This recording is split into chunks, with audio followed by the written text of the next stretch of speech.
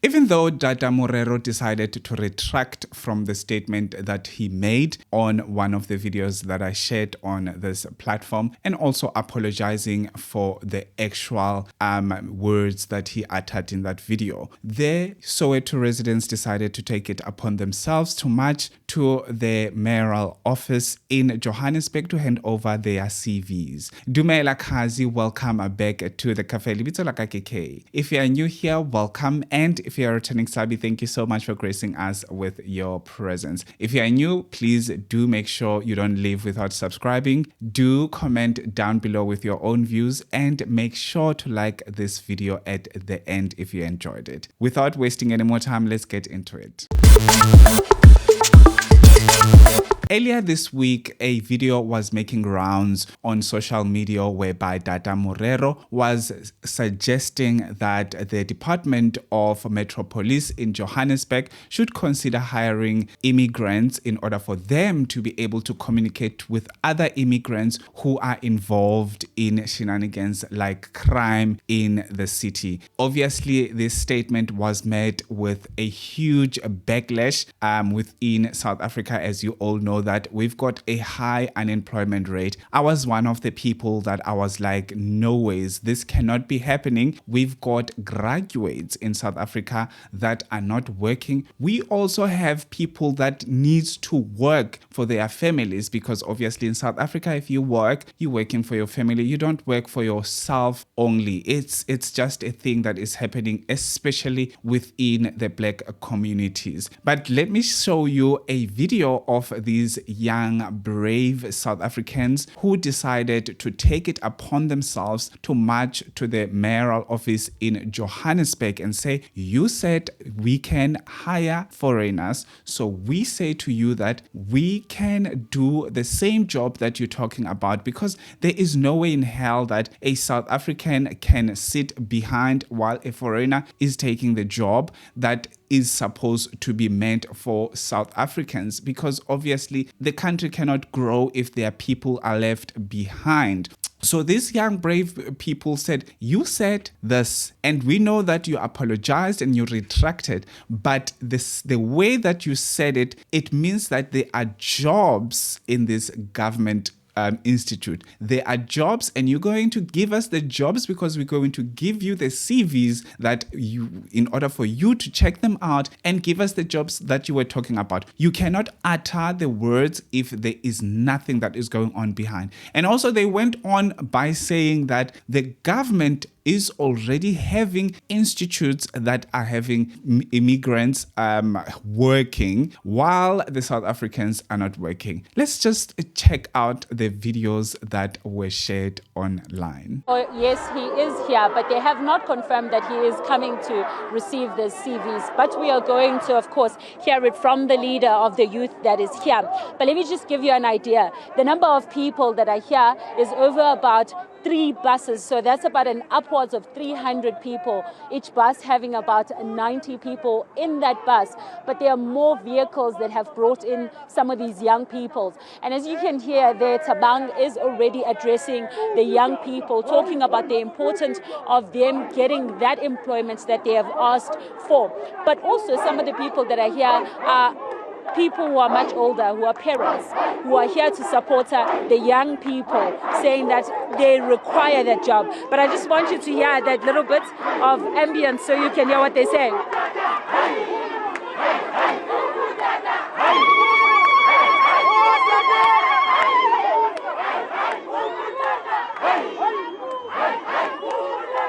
So that's the young people chanting for the mayor to come here, calling him by his first name, of course, saying, where is he? I want to call in now.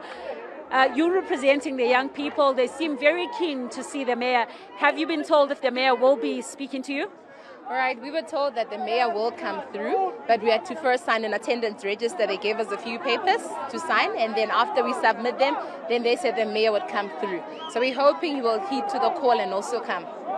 Kim, you are one of the organizers, but you also represent young people in Soweto. There's obviously a need. Why?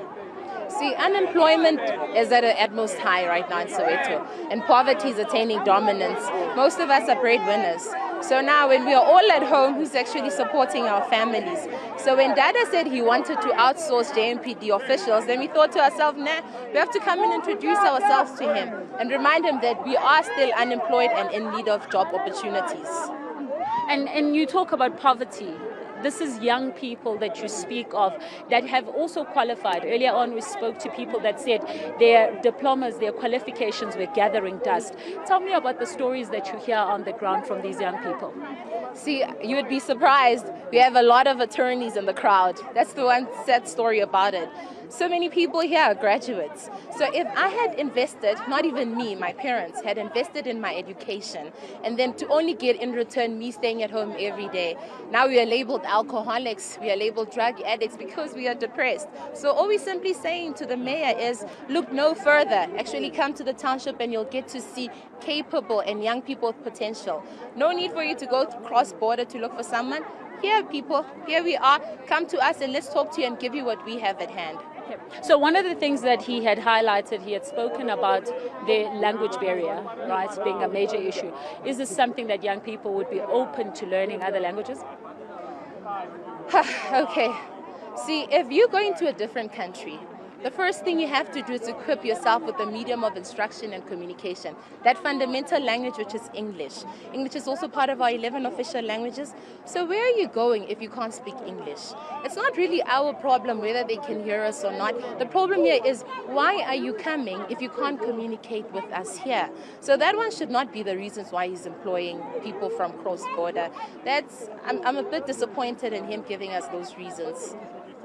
Soweto young people are not backing down. We all know that during the struggle, Soweto was opening the way for each and every young person in this country. We all know the history of Soweto, and this time around, they should be making history because they were listening and we were all listening. If you are going to say there is no jobs, there are no jobs within the police, the Metro Police in Johannesburg, why did you say that the police, the Department of the Metro Police in Johannesburg should consider hiring immigrants in South Africa if there were no jobs? You cannot be talking about jobs if there are no jobs. You should be saying that we don't have jobs, but we would like to open spaces like this and this and that and that. But at this point of time, the young people of Soweto saying that, they say that you have jobs, or you have to explain to us, why did you make such utterances? Why? That is also my question. Why the utterances were there? I know a lot of people would say that he retracted. He said the jobs, he said that obviously the cabinet did not agree with him and all of those. We all know that if ANC gets backlash, they always say, okay, no, we rejected and this and that and that and that. If there was no backlash within that whole thing, they would have went on and hired these foreign nationals, while the South African young people are sitting at the back. They are just watching, having some popcorns. It's like you are in the cinema. So I am not feeling sorry for this guy at all at this point of time. And also, let's talk about how the South Africans decided to actually run a petition for him to be removed. I'm not feeling sorry. And also I did sign that petition because obviously this guy doesn't have the best interest of the youth of this country, or people of this country. He doesn't love this country the way that we should have leaders who love the country before they can love anyone else. Right? We don't have those leaders. We have them, few of them, and unfortunately the people are not voting for them. But then again, what can we say? You vote for the right person and the other one will vote for the wrong person. We cannot be blamed for each and everything. But anyway, what do you think about this one? Do you think the youth of Soweto are doing the right thing? Or do you think the youth of Soweto, they are just seeking for attention? I do not see it as if they are seeking for attention. I think they are pressing the right buttons. Anyway, thank you so much for watching till this far. Please do let me know what you think on the comment section. Like this video if you enjoyed it, and do subscribe if you are not subscribed. I'll see you on my next upload. Have a fantastic one. Peace.